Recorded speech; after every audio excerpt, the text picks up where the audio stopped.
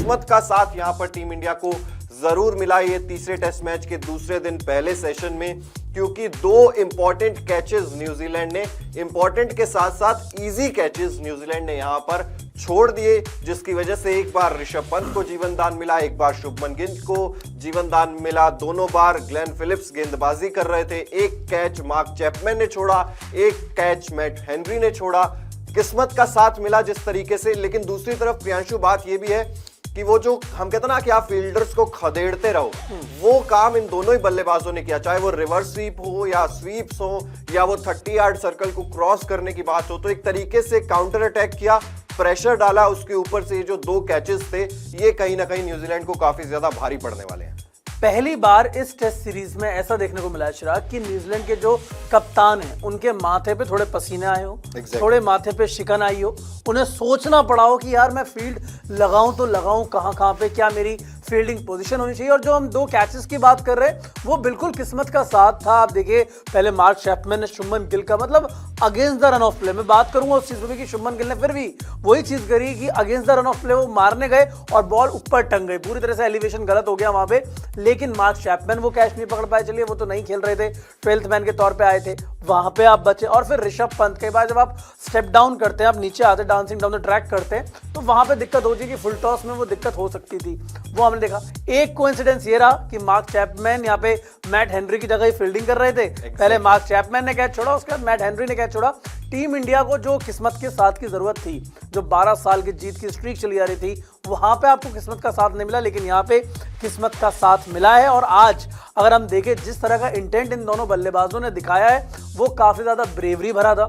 शुरुआत में अगर आप देखें 9 ओवर में ही, 10 ओवर में ही 61-62 रन इन्होंने बना लिए थे। आते ही 2 चौके लगा दिए थे। इन्होंने एक चीज बहुत अच्छी तरह से समझी, अगर आप पूरे सेशन को डिकोड करें, कि जो शुरुआत के 10-12 ओवर हैं वहां पे हमारे पास मौका है, क्योंकि रोलर हुआ होगा, पिच थोड़ी बाइंडेड अप होगी, तो वहां पे रन बन सकते हैं। जैसे ही पिच खुलनी शुरू हुई उसका तो ऋषभ पंत भी आउट हो गया, लेकिन उससे पहले भी रनों का सूखा आना दिख गया था हमें कि दिक्कतें हो रही हैं ना, जिन्होंने रन गति को थोड़ा सा और तेज किया हुआ था। तो एग्जैक्टली जब आउट हुए तो उसके बाद वो नेचुरली स्लो होना ही था। हाँ, वो इंटेंट जो दिखाया उससे आज हम सेटिस्फाइड हैं। और जिस तरह से डैमेज कंट्रोल किया, क्योंकि जो कल आखिरी के 15 मिनट में हुआ था वो किसी को समझ में नहीं आया था कि हुआ क्या, लेकिन उसका डैमेज कंट्रोल कर लिया और टीम इंडिया को काफी करीब ले गए। लेकिन अभी भी टीम इंडिया को किस्मत का साथ चाहिए, और किस्मत के साथ यहाँ पे एक अच्छी पार्टनरशिप और चाहिए, क्योंकि अगर आप देखें जडेजा के बाद सरफराज एक डेजिग्नेटेड बैटर है, फिर वॉशिंगटन सुंदर है, मुझे पता है अश्विन भी वहां पर है, अश्विन खेल सकते हैं, लेकिन आप अश्विन पे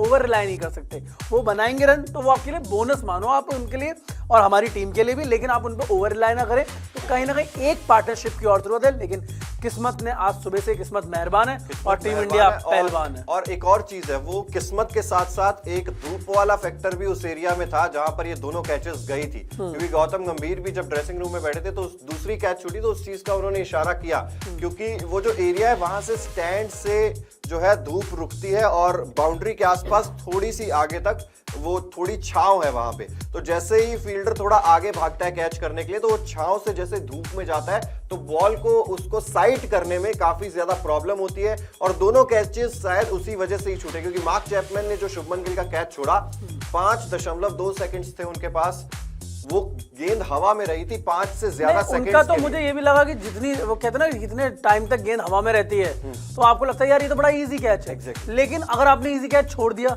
तो क्या होगा, वो सारे थॉट्स आए। और एक चीज ये थी, मार्क चैपमैन ने चश्मा नहीं लगा रखा था, मैट हेनरी ने तो लगा रखे थे गॉगल्स यहाँ पे, लेकिन टेक्निक पर भी सवाल है। और जो आपने धूप वाली बात कही, एक तो धूप है और एक जो स्टैंड्स अगर आपने देखो वानखेड़े के स्टैंड्स ग्रिल वाले हैं, बिल्कुल, तो आपको हल्की सी धूप आ रही होगी फिर रुकेगी, फिर धूप आ रही होगी फिर रुकेगी, वो कहीं ना कहीं फील्डर के लिए बहुत ज्यादा मुश्किल हो जाता है। आई थिंक आबू धाबी का या दुबई का जो मैदान है यूएई में, वो रिंग है, रिंग ऑफ फायर कहा जाता है उसे, वो फ्लड लाइट वैसी नहीं है, स्टैंड्स वाली नहीं है, पिलर्स वाली, तो वहां पे दिक्कत होती है। वैसे ही आपको यहाँ दिक्कत हो रही थी, क्योंकि धूप छाप और जैसा आपने कहा कि धूप से निकले और छाप से निकले और धूप में पहुंचे, तो एडजस्ट करने में वहां पे टाइम रहता है।